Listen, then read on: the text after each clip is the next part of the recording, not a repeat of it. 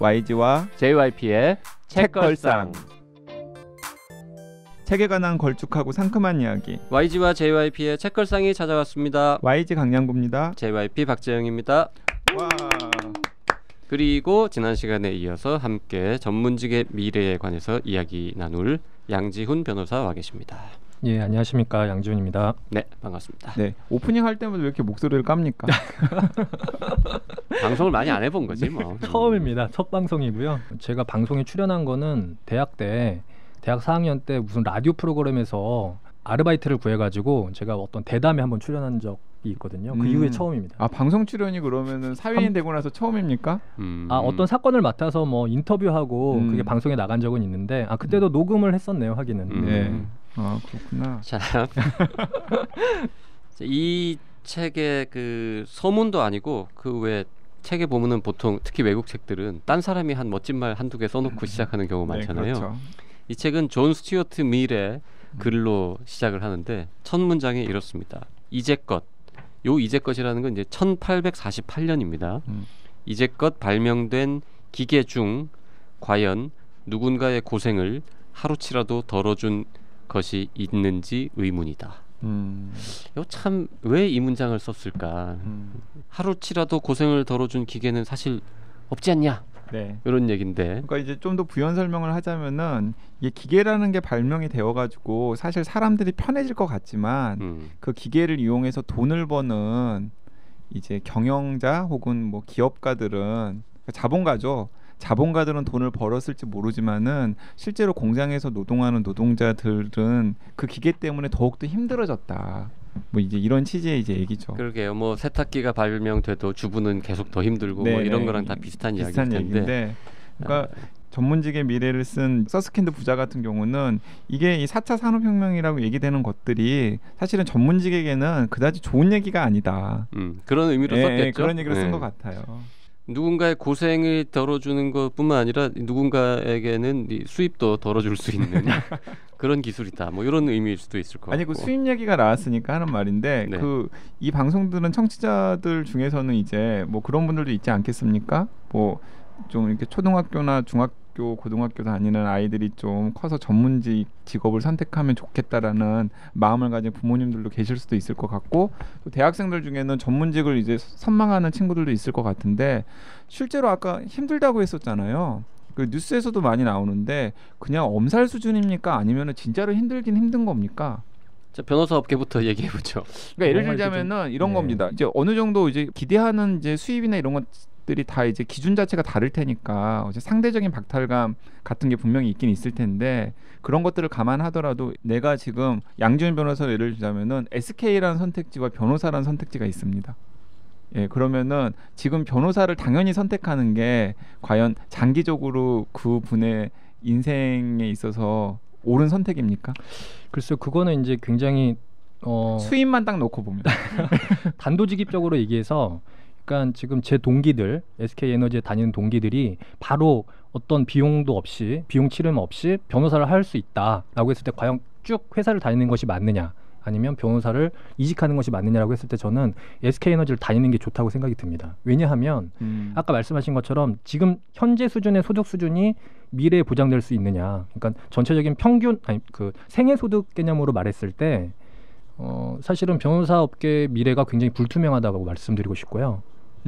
그러니까 지금 그러면은 양지훈 변호사 또래 그 SK에서 과장이나 부장하고 있는 친구들이 아무런 제약 없이 바로 변호사 사무실을 개업할 수 있다고 하더라도 그냥 계속 그 자리를 보존하고 있는 게 더 낫다라는 겁니까? 저 개인적으로는 그렇게 판단이 드는데, 사실 몇 가지 조건을 사실 부과해야 됩니다. 그거는 뭐냐면 SK에너지에서 사실 55세나 60세까지 정년을 보장받고 다닐 수 있다는 가정과 똑같이 변호사 자격은 사실은 평생 할 수 있는 것이죠. 네. 그렇게 쭉 같은 기간 동안 근무할 수 있다는 가정이 포함되는 것인데, 그건 또 어려울 수도 있고요. 그리고 두 번째로는 현재 수준의 어떤 임금 수준이 SK에너지도 유지된다라고 했을 때 그 둘을 놓고 봤을 때 이제 비교를 해야 되는데, 그러면 단적으로 말을 들어보면 그럼 대기업의 임금 수준과 지금 현재 비슷한 정도의 연차를 가지고 있는 변호사의 수익과 비교를 했을 때 예전에는 이제 비교 불가능할 정도로 변호사들이 훨씬 높았던 것이 사회적인 통념이었는데 지금은 그렇지 않을 수도 있다라는 얘기입니다. 그렇지 않을 수 있다는 것이죠. 않을 수 있고 지금 아까 말씀드린 것처럼 생애 소득을 놓고 봤을 때는 더 그럴 수 있다는 것이고요. 좀 쉽게 얘기하면 그리고 약간의 좀 특수성은 있습니다. 뭐냐면 한국 사회에서 그 문과쟁이가 이렇게 들어갈 수 있는 그 회사 중에 정유회사는 굉장히 고소득 회사 중에 하나예요. 네. 그리고 전체적인 대기업의 어떤 그 연봉 수준보다도 상당히 높은 그런 임금 수준을 보이기 때문에 자기 자랑지고 하는 겁니까? 저희 회사가 아직 아니지 않습니까 이미. 그래서 이제 그거를 두 개를 딱 놓고 봤을 때 이제 말씀드리는 건 어떻게 보면 좀 약간 잘못된 비교라고 할 수는 있는데 어쨌든 그렇습니다. 네. 근데 둘 다 불안정하긴 마찬가지인 것 같아요. 대기업은 아까 뭐 60세까지 다닐 수만 있다면 했는데 그 그렇죠. 전제가 굉장히 어려운 것이고 그리고 변호사도 모르긴 해도 지금 수입이 몇 살 때까지 지금 수준으로 유지될 것인지에 대해서는 아무도 모르는 거 아니에요. 뭐 1년 후에 확 어려워질 수도 있는 거고. 근데 그럼에도 불구하고 이제 제가 이제 여기서 이제 좀 강조점을 두고 싶은 것은 이제 보통 많은 분들의 통념상 전문직은 정년이 없기 때문에 평생 어느 정도의 고소득을 올릴 수 있고 그리고 소득 자체도 상대적인 개념으로 생각을 하더라도 아니 절대적으로도 굉장히 높다라고들 이제 생각하시는 게 사회적인 통념이잖아요. 그런데 어쨌든 간에 현직에 있는 양지훈 변호사 같은 경우는 그런 통념은 사실이 아니다. 진실과 가깝지 않다라는 얘기를 하고 있는 거니까. 그렇죠. 그리고 이제 사실은 보통 사람들이 과거를 미화하지 않습니까? 그런 의미에서 이제 제가 예전 그 회사원 생활에 대한 어떤 향수 때문에 이렇게 평가할 수도 있는데요. 글쎄요. 그러니까 아까 처음에 말씀드릴 때 지난 시간에 말씀드릴 때 업무 자체는 나의 어떤 자율성이나 자기 통제권 때문에 변호사 업무가 훨씬 만족도가 높다라고 말씀드리면서도 미래 소득은 굉장히 예측하기 어렵다 이런 취지로 말씀드리는 건데 이거는 사실은 일률적으로 말씀드리긴 어려워요. 어려운데 단순하게 그러니까 또 좀 수치를 들어서 말씀드리자면 현재 한국에서 변호사 시장의 그 고용 구조가 굉장히 지금 불균형화돼 있다라는 걸 좀 말씀드리고 싶어요. 뭐냐면 비단 로스쿨이 도입돼서뿐만이 아니라 지난 이제 그 2000년 초반 이후로 한국에서 이제 신규 변호사 숫자가 1000명씩 매년 배출되고 있습니다. 1000명씩 배출되고 있는데 그 전에는 몇 명이었는데요? 80년대 초반에는 300명 수준이었고요. 90년대 초중반에 이제 500명, 600명 이런 식으로 점차적으로 늘었습니다. 그 전에 80년대 전에는 더 적었군요. 그렇죠. 60년대, 70년대에는 100명 이하로 뽑았었고 수십 명 수준이었다고 알고 있습니다. 그때는 정말 그냥 진짜 변호사를 했으면 그때는 그 변호사 자격증이 갖는 어떤 지대 수익이라고 해야 되나요? 그런 네. 어떤 수준이 굉장히 높았죠. 건물 몇 채? 뭐 그렇게 표현할 수도 있을 것 같고요. 변호사 자격증 따면 그때 기준으로 보면 사법고시 붙으면 건물 한 채는 막 기본 생긴다 뭐 이런 시절도 있었죠. 자격증을 딴다고 건물이 딸려오는 건 아니지만 그러니까 그런 어떤 의미를 갖는다고 할 수도 있을 텐데 지금은 그렇지 않다는 것이죠. 그러면 이 변호사 그 10,000명씩 배출되는 게 1000명씩 배출되는 게 무슨 의미입니까? 그러니까 이게 사실은 일반인들한테 와닿지는 않을 건데요. 그러니까 이렇게 좀 얘기를 해드리면 될 것 같아요. 그 한국의 변호사라는 어떤 자격증이 생긴 게 사실은 그 1906년경 뭐 이 정도로 알고 있습니다. 네네. 1903년, 6년 이 사이인데요. 이때만 하더라도 변호사 숫자 자체가 전무했다는 거죠. 그러니까 사법제도 자체도 굉장히 저발전된 수준이었는데 이후로 변호사 등록된 숫자가 10,000명이 되기까지는 약 100년이 걸렸어요. 2007년, 8년경에 10,000명이 됐습니다. 근데 지금 현재 등록 변호사 수가 대한변호사협회 어떤 통계에 따르면은 2만 명이 넘는데 그렇게 해서 10,000명이 되고 2만 명이 되기까지는 7년 정도밖에 안 걸렸다는 거죠. 100년 동안에 100년 동안 10,000명이 늘었는데 그다음 7년 만에 또 10,000명이 생겼다고요. 그러니까 그 증가된 어떤 기울기의 크기라는 게 일반인들이 느끼는 어떤 체감 정도와 업계에서 느끼는 체감 정도는 굉장히 다른 겁니다. 야, 그러면은 지금 사회의 많은 시선들은 기존 10,000명에 가 있는데 사실 현실은 그 후에 생긴 10,000명이 현실이군요. 그런 어떤 그 차이가 분명히 존재하죠. 그래서 사실은 저는 그 변호사를 하기 전에 일반적인 그냥 회사원 생활을 했지 않습니까? 그때는 전문직이 어려워진다고 하면 굉장히 왠지 뿌듯하고 좋았어요.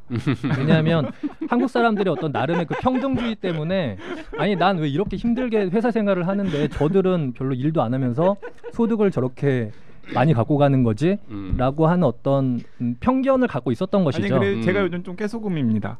왜냐하면 기자가 어려워진 지는 한참 됐기 때문에 이미 90년대 중반 정도까지 정점을 찍은 다음에 기자들은 계속해서 많아지고 어려워지고 있기 때문에 아니 깨소금도 아니고 뿌듯했대. 자기가 뭘 잘한 것도 아닌데 저쪽 어렵다 그러니까 뿌듯했는데 지금은 표현이 좀 이상했네요. 아무튼 근데 지금은 이제 업계에 들어와 보니까 꼭 그렇진 않다는 거죠. 근데 아니겠지. 이를테면 자기가 변호사인데.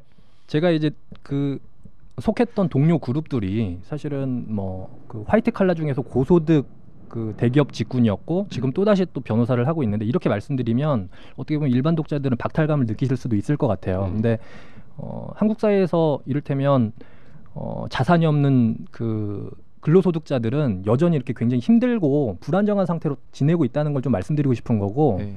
그 어떤 안정감이라는 것들이 제공해 줄 수 있는 어떤 직업은 이제 존재하지 않는다라고 말씀드리고 싶어요. 그럼요. 네. 그리고 아까 이제 이 변호사는 좀 더 자율성, 뭐 독립성 이런 게 있어서 좋다고 했지만 한편으로는 그것도 스트레스잖아요. 우리 그렇죠. 흔한 말로 월급쟁이가 최고야. 뭐 그렇죠. 일단 그렇게 그냥 말할 수도 있죠. 출근만 하면 월급이 나오잖아 제 날짜에 이건데 근데 이제 자영업자는 그게 불확실하니까. 네, 제가 요즘 프리랜서 해보니까 압니다. 그죠. 힘듭니다. 네. 네. 불안정성이라는 건 정말 무서운 거예요. 그 JYP는 의사 친구들 많지 않습니까? 의사들도 비슷하죠. 과거에 비해서 숫자가 굉장히 늘었고 그러니까 의사들도 어쨌든 간에 이 배출 숫자가 늘어난 게 중요한 이유인 거죠. 그게 배출 숫자가 늘어나면서 이제 조금씩 힘들어지는데 그리고 이제 건강보험 재정 같은 거를 아껴야 되니까 변호사 그러니까 법률 서비스의 비용은 건강보험 같은 게 없잖아요. 그냥 그렇죠. 각자 필요한 사람들이 내는 건데 법률 보험이 일부 사범으로 일부, 존재하죠. 일부 네, 있지만 근데 이제 의료 서비스의 비용은 대부분의 비용을 이제 국가가 통제를 하는 구조이기 때문에 시장이 갑자기 커지거나 할 수 없잖아요. 이제 그런 것까지 다 포함해가지고 점점 어려워지고 있는데 그래도 의사들이 빠른 속도로 더 빠른 속도로 몰락하지 않는 이유는 고령화라든지 전체적인 국민 소득의 증가라든지 하면서 의료비를 조금씩 더 쓴다라는 거죠. 그래서 좀 버티고 있지만 앞으로는 더 어려워질 가능성이 크고요.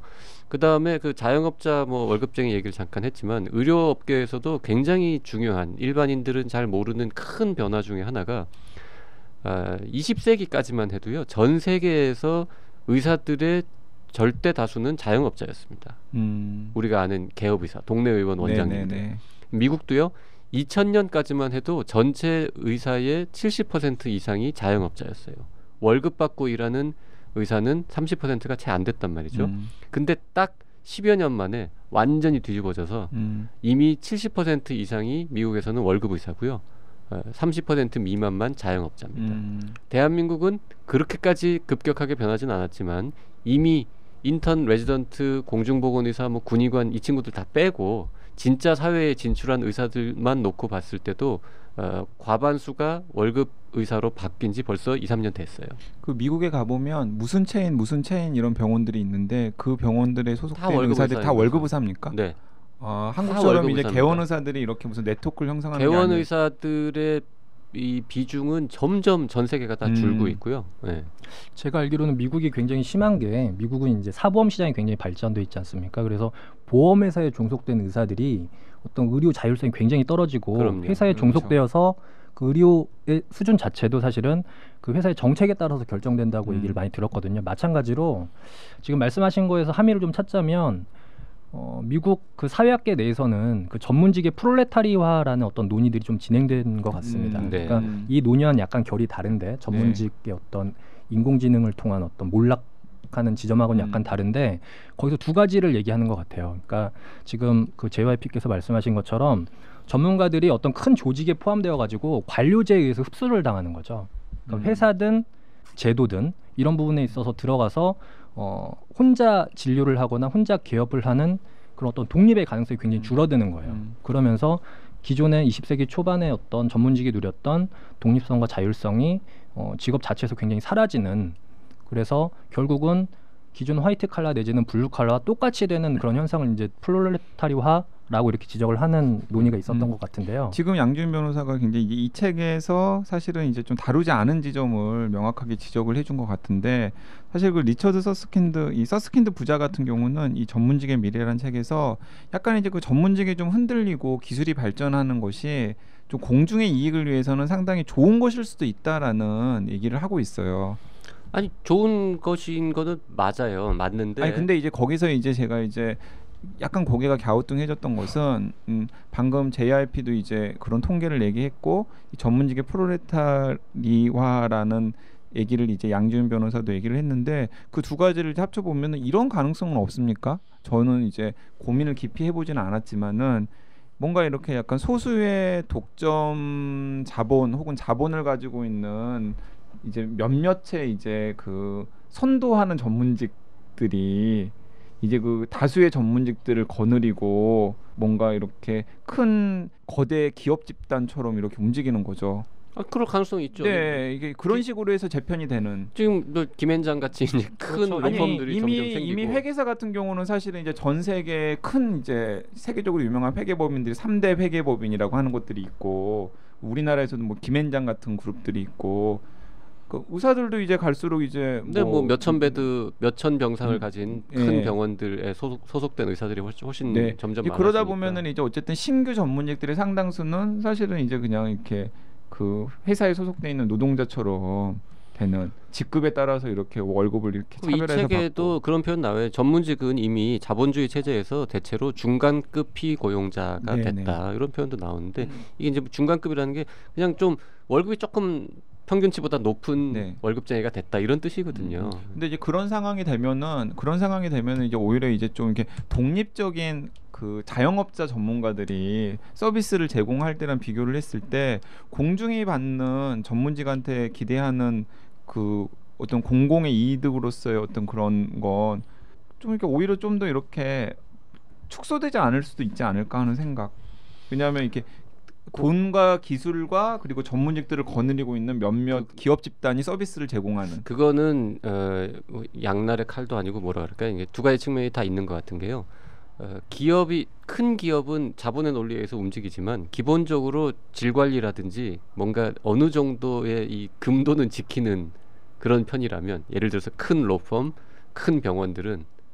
근데 옛날에 이제 김앤장 같은 경우는 그렇지 않을 수도 있을 것 같아요. 예, 뭐 그건 좀 그렇고요. 네, 예. 네. 하지만 이제 이 옛날에 그러면 수많은 의사들이나 변호사들이 각자 혼자서 자영업을 할 때, 그때는 좋았던 시절에는 다 뭔가 이런 도덕, 윤리, 뭐 우리가 그 전문가로서의 자부심적 지켜야 하는 법률이 아닌 내부의 어떤 규정 같은 것들을 스스로 지키면서 클라이언트나 환자들한테는 사기치지 않고 그들의 이익을 위해서 우리가 열심히 일하고 뭐 이런 이제 훈훈한 분위기가 그래도 조금 남아 있었다면, 이런 게 이제 점점 없어지고 나면 그러면은 오히려 저는 글쎄요, 이렇게 볼 수도 있을 것 같아요. 큰 로펌이나 병원에 속한 의사는, 그래도 의사나 변호사는 월급쟁이니까 오히려 시스템에 의해서 최소한 움직이니까. 시스템에 의해서 움직이지 특별히 뭔가 개인적인 이득을 위해서 이상한 짓은 하진 않을 거다라는 최소한의 신뢰가 가능한 반면에, 혼자 활동하는 분들은 솔직히 우리 그렇잖아요. 여기 지금 전문가들 중에서 뭐 의사도 있고 변호사도 있고 상당히 이제 일부 불량품들이 좀 있잖아요. 클라이언트나 환자를 등쳐먹는 그런 사람들이 더 늘어날 가능성도 있는 거거든요. 자꾸 몰락하면. 그래서 누가 이제 저한테 의사가 점점 많으면 많을수록 좋은 거 아니냐라는 말씀을 하시면, 그 많아지는 의사들이, 그러니까 즉 환자 진료에 필요한 수요보다 더 많아지면 그 남는 의사들이 가령 뭐 연구를 한다거나 노벨상을 타기 위해서 신약을 개발한다거나, 아니면은 좀 더 많은 시간을 환자한테 쓴다거나 이런 쪽으로 가면 참 좋을 텐데, 그러지 않고 그 사람들이 불필요한 의료 행위를 막 자꾸 거짓말 해가지고는 하면서 이상한 주사 놓고 뭐 이러면서 이런 환자들의 돈을 뜯어가는 쪽으로 갈 개연성이 더 높지 않냐, 솔직히 이 사회에서.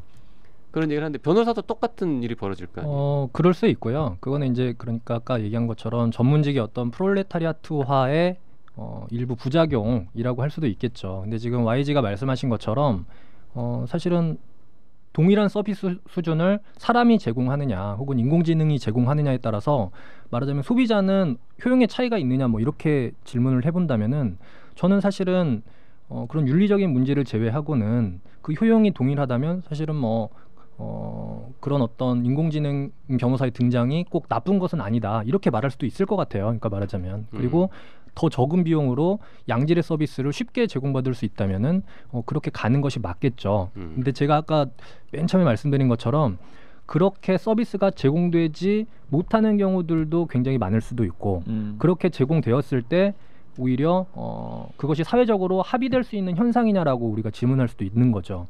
이를테면 여기 이 책에서 지금 나오는 건 아니지만 AI가 판사로서 그 판결을 내린다라고 하면 인간이 사실은 기계로부터 어떤 도덕적으로 잘했느냐 잘못했느냐, 법적으로 이게 타당한가 그른가를 이제 평가를 받는 것인데 이것이 과연 어떤 인간으로서 그리고 그 법률 소비자로서 우리가 이걸 받아들일 수 있느냐 하는 것은 굉장히 정책적이고 윤리적인 문제일 수 있거든요. 그러니까 이런 부분의 질문은 사실은 약간 또 다른 결인 것 같기는 해요. 그 변호사들끼리 모이면 가끔 이런 얘기도 합니까? 전혀 하지 않습니다. 안 해요? AI 왜 잘 안 해요? 모릅니다. 저희가.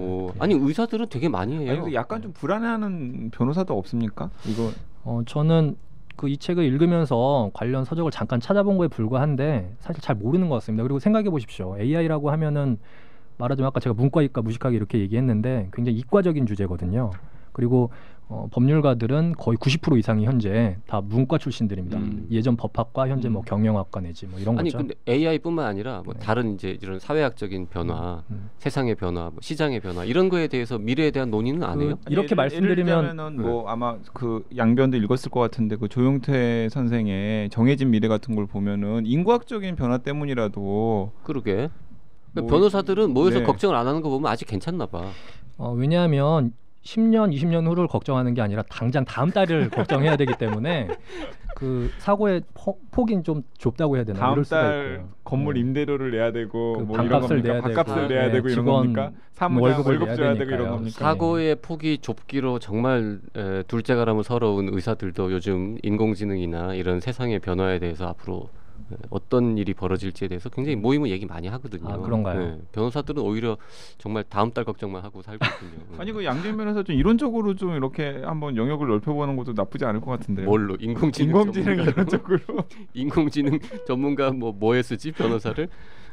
저희가 지금 책 얘기를 좀 너무 안 하고 있는 것 같아서 죄송한데 조금만 좀 소개를 조금 해보죠. 일단 그 1장은요 전문가주의 혹은 프로페셔널리즘 같은 말입니다만 그런 거에 대한 어떤 개론서 소개하는 내용으로 아주 훌륭한 것 같아요. 그러니까 기존의 이론들이 어떤 입장을 취해왔는지. 그러니까 우리 사회학에서 이제 전문가주의나 프로페셔널리즘에 관한 강의 같은 거 듣는 대학생이라든지 아니면 이제 전문직을 갖고 있는데 자기 분야에 대한 어떤 전문 직업이라는 거의 특성 같은 거를 공부를 좀 하고 싶다 그러면 옛날에는 책을 두꺼운 거를 막 한 권 두 권 읽어야 됐거든요.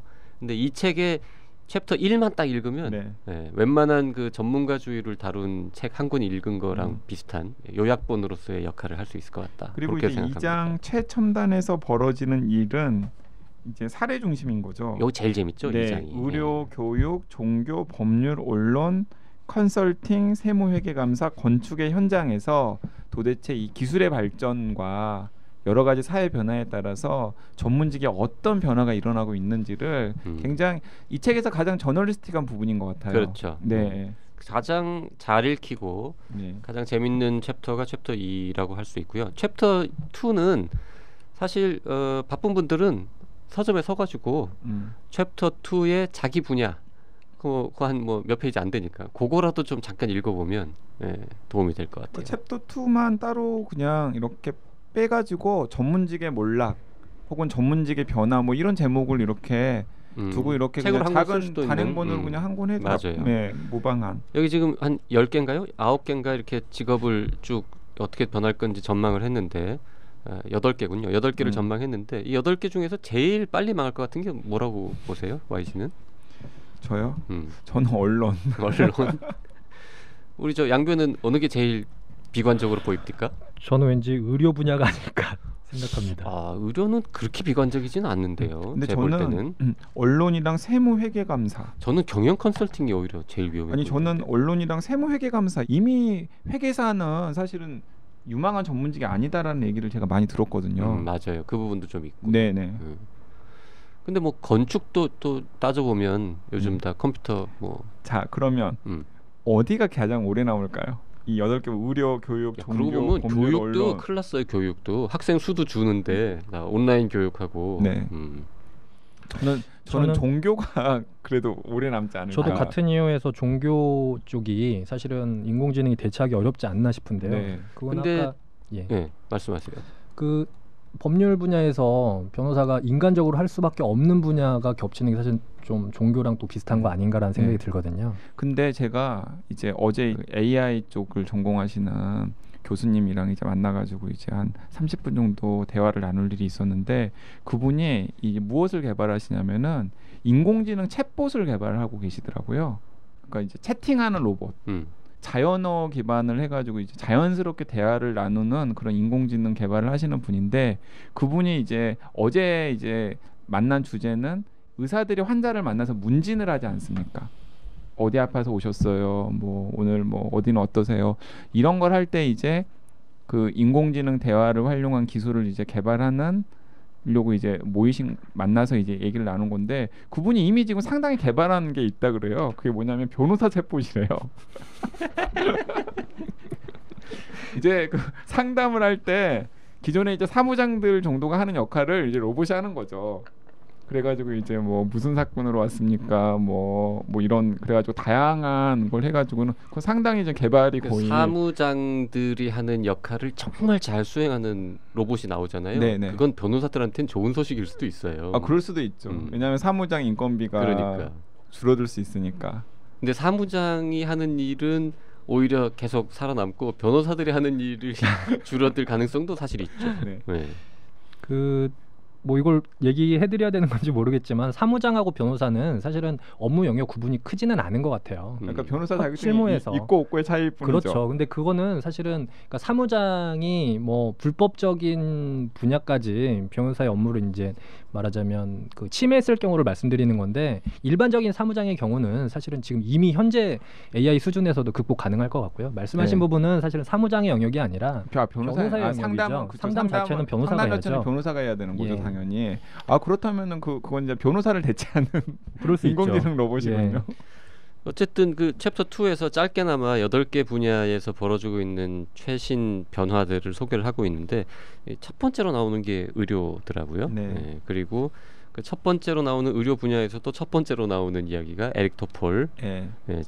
JYP가 번역한 그리고 기획한 2권의 책이 있는데 네. 청진기가 사라진다, 청진기가 사라진 이후 그 이야기를 하면서 이제 의료 분야가 얼마나 빨리 변하고 있는지 소개를 했는데요. 뭐 아주 짧게. 예. 네, 굉장히 다양한 주장이라던가 아니면 팩트들이라던가 뭐 선행 연구 같은 것들이 종합이 되어 있다라고 이제 말씀을 드렸는데 이 책이 2015년에 나온 책이거든요. 그러니까 지금 시점에서 보면은 또 2년이라는 시간이 흘렀기 때문에 뭐 이제 가장 최신의 트렌드를 담지 못한 게 있긴 합니다만은 그럼에도 불구하고 이제 좀 읽어볼 만한 참고 문헌들 같은 것들이 이제 방금 에릭 토폴 책도 얘기를 했지만 분야별로 이제 꽤 정리가 잘 돼 있다라는 것도 이 책의 이제 한 장점 중에 하나라고 저는 생각을 합니다. 정말 주석이 많죠. 네. 네.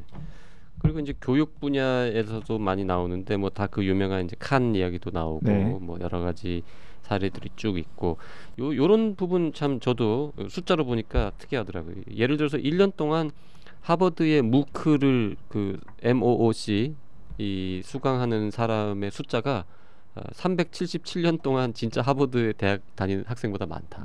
이미 이런 거라든지 뭐 좀 인상 깊게 읽고 줄쳐놓은 부분들 조금씩 소개 좀 해주시죠. 저 같은 경우는 오히려 전문직에 대해서 좀 성찰을 해보게끔 하는 대목들이 오히려 눈에 많이 들어왔었는데 예를 들자면 이런 대목입니다. 저는 왜 굳이 어떤 직업군을 전문직이라고 할까에 대한 고민을 평소에도 이제 전문성에 대한 고민 때문에 해봤었거든요. 여기서 이제 어떤 답을 주더라고요. 보통 사람들이 전문직에 대해서 기대하는 건 쓸만한가 쓸만하지 않은가 라는 대목도 있지만은 사실은 오히려 더 중요한 것은 신뢰할 만한가 신뢰할 만하지 못하나 또 쓸만한가 만큼이나 중요한 요소라고 이 저자들은 얘기를 하고 있거든요. 네. 정말 그런 것 같아요. 맞아요. 네, 그러니까 우리가 흔히 어떤 직업군을 전문가라고 붙인다면은 그 직업군이 가지고 있는 그런 쓸만한가 쓸만하지 못한가에 부합하는 능력뿐만 아니라 신뢰할 만한가 신뢰할 만하지 못한가의 부분도 굉장히 중요한 것 같습니다. 저는 이 부분 참 재밌게 봤습니다. 자동화하고 혁신하고는 좀 다른 거다. 자동화 사례와 혁신 사례 하면서 현금 인출기는 자동화 사례가 아니라 혁신 사례다. 이 표현 참 어떻게 보세요? 이게 현금인 출기는 자동화 사례라고 우리 보통 생각하는데 네. 혁신 사례라고 이 사람이 얘기한 이유는 자동화 사례는 원래 기존에 하던 일들을 사람이 하던 일들을 기계가 대신 해주면 그건 자동화인데 네. 기존에는 아예 존재하지 않는 서비스가 기계로 인해서 가능해진다면 그거는 혁신 사례다라고 이제 표현을 했어요. 예. 그러면 돈 주는 거는 사람이 하던 거를 기계가 하는 거니까 자동화잖아라고 생각할 수 있는데 그게 이제 한밤중에 전국 어디서나 돈을 찾을 수 있다는 것 때문에 그거는 자동화가 아니라 혁신이다. 혁신적인 거다. 저는 그 부분에서 좀 그 제 분야와 연결시켜서 생각을 해보면, 그러니까 말하자면 기존 인력이나 기술을 존속시킬 수 있는 IT 기술이냐 혹은 파괴적인 IT 기술이냐 이렇게 좀 구분할 수 있을 것 같은데요.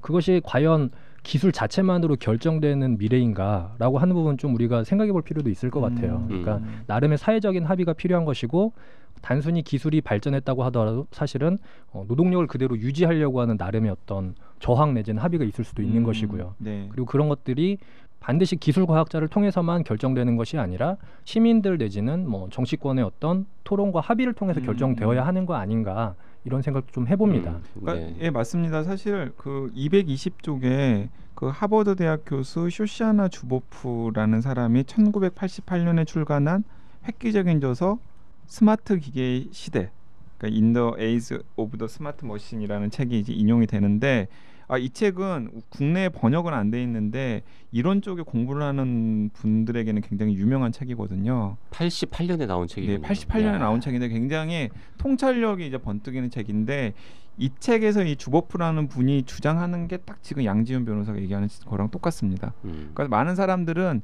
기술이라는 게 있고 그 기술이 어떤 임팩트를 줘서 사회가 특정한 방향으로 변할 것이라고 자연스럽게 생각을 하는데 사실은 그렇지 않다라는 거죠.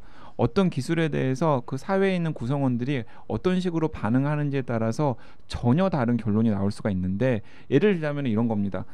그 많은 사람들이 전문직에 대해서 굉장히 신뢰를 가지고 있어요. 그래도 건강관리는 내 주치의한테 맡겨야지.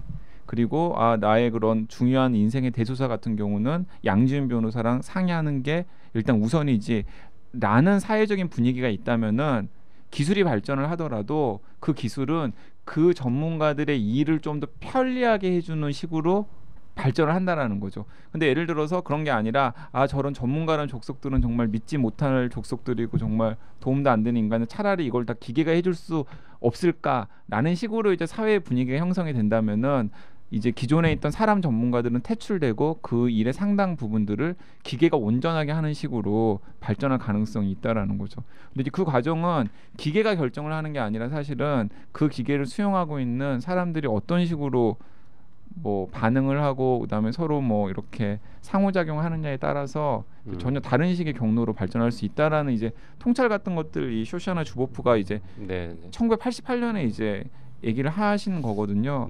근데 그게 이제 좀 중요한 대목인 게 아닌가라는 생각이 저도 듭니다.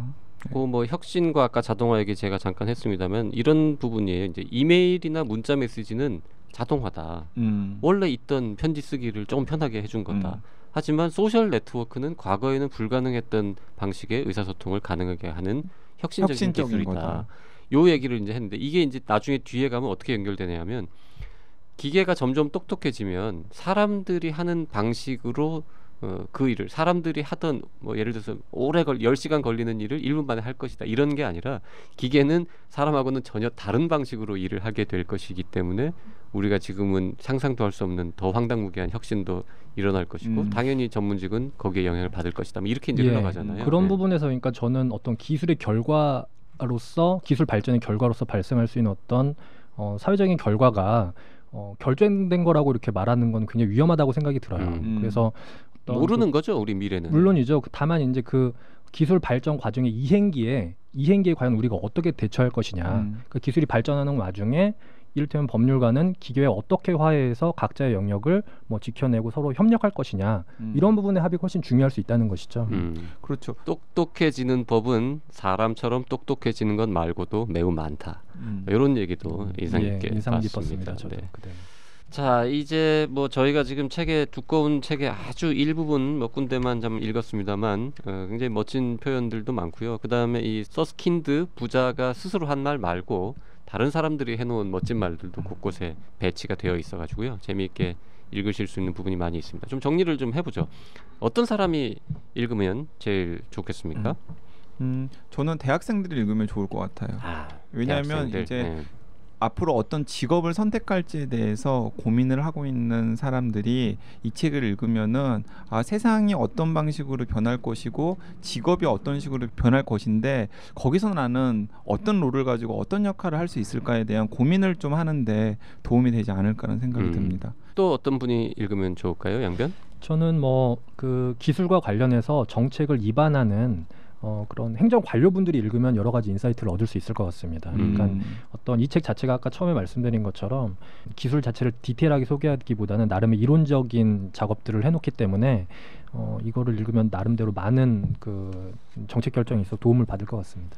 그래서 저는 이제 아까 그 대학생들 연장선상에서 중고등학생 자녀를 둔 부모들 또 저는 읽어보면은 굉장히 이제 자녀의 진로를 고민을 할 때 자녀 진로를 가지고 자녀와 함께 고민을 할 때 이런 책을 좀 이렇게 예를 들어서 저는 전체적으로 다 읽기는 굉장히 어렵지만은 아까 그 2장 정도 이 네. 직업이 현재 이런 직업들에서 어떤 일들이 벌어지고 있는지는 굉장히 저널리스틱하고 쉽고 재미있는 사례들 중심으로 쓰여져 있기 때문에 그런 거 같은 경우에는 교사가 학생들이랑 네, 아니면은 이제 부모가 자녀들이랑 같이 읽은 다음에 뭐 토론을 좋네요. 나눠본다거나 네. 하면 저는 좋을 것 같습니다. 정말 시간이 없으신 분들은 2장만 읽어도 네. 세상이 이렇게 바뀌고 있구나. 좀 전문 직업 몇 가지들이. 출판사에 죄송합니다만은 그냥 2장 정도는 그냥 서점에 서가지고 웬만하면 우리 같은 출판 시장 활성화를 위해서 좀 사도록 유도합시다 좀. 네, 알겠습니다. 그리고 너무 당연해서 말씀 안 하신 거죠? 이 8개 전문 직종, 이 저자들이 언급한 8개 전문직에 종사하는 자들은 당연히 읽어볼 필요가 있지 않겠습니까? 저는 읽으면 좋을 것 같긴 한데 네. 사실은 읽어도 저희처럼 반응할 것 같아요. 뭐 어쩌라고? 그리고 내가 할 수 있는 일이 없네. 그리고 뭐 우리는 뭐 AI 아닐까? AI이길 바라야지 뭐 이런 식의. 저는 지금 말씀하신 분들 다 동의하고요. 또 한 분야를 꼽자면 뭔가 좀 스타트업이랄까 새로운 비즈니스 기회를 꿈꾸는 분들 그분들이 읽어보면 좋을 것 같아요. 그분들 맞아요. 아이디어가 이렇게 전 세계에서 좀 요즘 막 특이하게 좀 뜨고 있는 아이디어 사례 이런 것들이 굉장히 많이 나오기 때문에 이걸 쭉 보면서 뭐 벤치마크 할 수도 있고 그리고요 또 한 가지는 전문가의 일이 달라지면 그 전문가 주변에서 일하는 사람들의 일도 달라질 수밖에 없거든요. 맞아요. 그리고 사실은 이 책은 뭐 의료 얘기는 꽤 나옵니다만 이제 간호 업무라든지 뭐 약사에 관한 이야기 이런 건 거의 안 나오지만 사실은 간호사들이 이 책을 읽어도 굉장히 뭔가 이렇게 의미심장하게 이런 변화가 앞으로 있겠구나라는 생각 그러면 난 어떤 걸 준비하면 더 좋겠구나 뭐 이런 통찰도 좀 얻으실 수 있을 것 같고 그러니까 이 책의 초점은 전문가에 맞춰져 있지만은 사실은 화이트 칼라 전반에 대한 얘기라고도 할 수 있죠. 예, 그런 것 어떻게 같습니다. 보면 그러니까 사실 전문직이 화이트 칼라의 가장 상위 직종이라고 생각해 볼 수 있는 것이죠. 크게 구분해 볼 때. 우리가 한참 전에 로봇의 부상 책 얘기를 하면서 이 책은 로봇에 관한 책인 줄 알았는데 일자리에 관한 책이다라는 얘기를 했었는데 오늘 소개하는 이 책은 전문직의 미래에 관한 책인 것처럼 보이지만 사실은 일자리에 관한 책이죠. 이것도 일자리에 관한 책이자 뭐 세상의 미래에 대한 그런 책이죠. 그러고 보니까 좀 트렌드에 맞는 책이네요. 이 새로 당선된 대통령이 어쨌든 가장 중요하게 생각하시는 게 일자리라고 하지 않습니까? 그 우리 이니께도 읽어보라고 추천할까요? 네. 너무 두꺼운데 읽기에는. 그래서 2장만 읽어보시라고. 2장이라도 읽어보시라고. 네. 양지은 변호사 지금 뭐 어쨌든 첫 팟캐스트 출연인데다가 그리고 또 이제 변호사로서 전문직의 미래라는 책을 가지고 같이 이야기를 나눠봤는데 책은 재미없었다지만은 대화도 재미없었습니까? 이 녹음은 굉장히 재미있었고요. 사실은 그 책을 읽으면서 제가 과연 무슨 일을 하고 있는지 한번 돌이켜보는 그런 기회가 되기도 했던 것 같습니다. 근데 이제 읽으면서 이런 생각도 들었습니다. 그러니까 사실 블루 칼라들은 이미 그 탈숙련화 되어서 기계에 종속돼 있다라고 볼 수 있는 거거든요. 그런데 그렇죠. 화이트 칼라 그 중에서 뭐 아까 상위 직종의 화이트 칼라라고 할 수 있는 전문직들은 이제 역사상 처음으로 어떤 위기를 당하고 있는 것이죠. 그때 어떤 의사결정을 우리 사회가 할 것이고 전문직은 어떻게 대응할 것인가 이런 부분들이 좀 고민이 되긴 하는데 아까 뭐 계속 말씀드렸다시피 법률과는 다를 것이다 이렇게 말씀은 드렸지만은 사실은 이게 굉장히 큰 어떤 말하자면 어떤 문명사적인 변화가 아닌가라는 생각도 들고 큰 걱정이 일긴 했습니다 속으로는. 예. 그래서 이게 잘 안 풀리면은 한편으로는 뭐 그런 시 있잖아요. 뭐 이렇게 나치가 문을 두드릴 때 뭐 이렇게 내 일이 아니기 때문에 외면했는데 결국에는 그 나치가 마지막으로는 우리 집 문을 두드렸다 이런 건데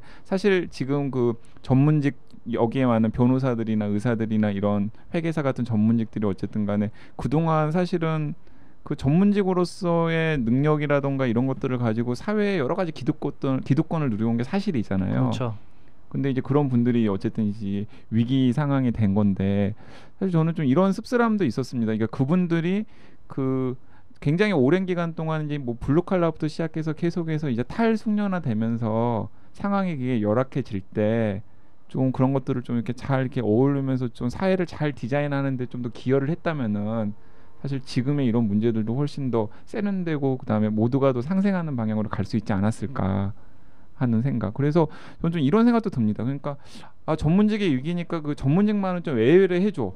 이런 것도 약간 또 그렇게 하기 어려운 거죠. 지금 상황은. 그렇게 하기가 좀 어려운 거죠. 왜냐하면 손을 내밀었을 때 손을 잡아주는 사람이 없어져 버릴 수도 있는 거죠. 그런 또 생각도 또 책을 읽으면서 들긴 들었습니다. 약간 양가적인 생각이 들었어요.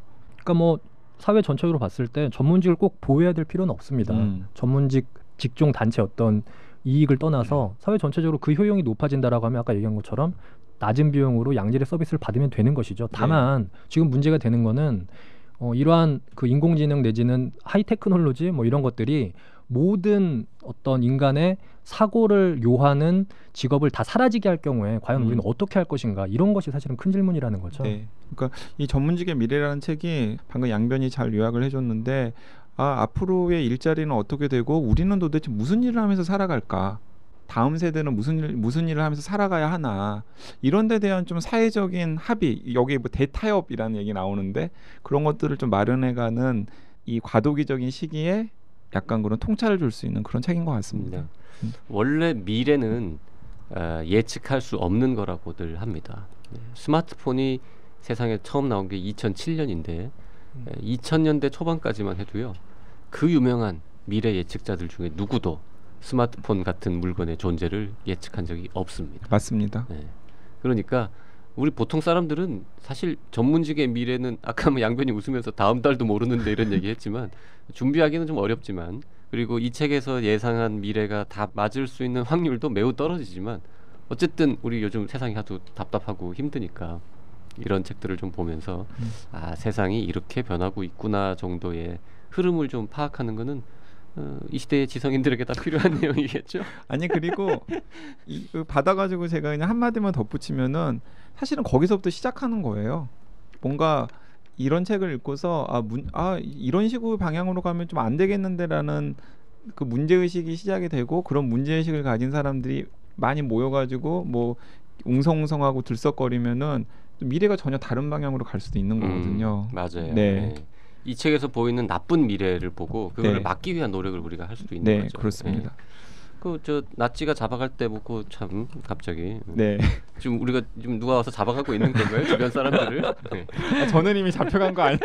저는 이미 잡혀간 거 같고. 그 나치가 공산주의자들과 그 유대인들 잡아갈 때 우리 침묵했더니 나중엔 날 잡아가더라. 이제 그 무슨 시죠 그게? 네, 시입니다. 근데 어쨌든 그 얘기를 하니까 기자는 이미 잡혀갔고 의사 변호사도 조만간 잡혀갈 것 같고. 자, 아주 두껍고 좀 어려운 책이지만 그래도 재미있는 책 4차 산업혁명 시대 전문직의 미래라는 책을 가지고 셋이서 수다를 떨어봤습니다. 네, 오늘 게스트로는 양지훈 변호사가 나와서 고생 많이 해주셨습니다. 종종 나와주십시오. 청취자 여러분, 다음 시간에 다시 뵙겠습니다. 네, 감사합니다.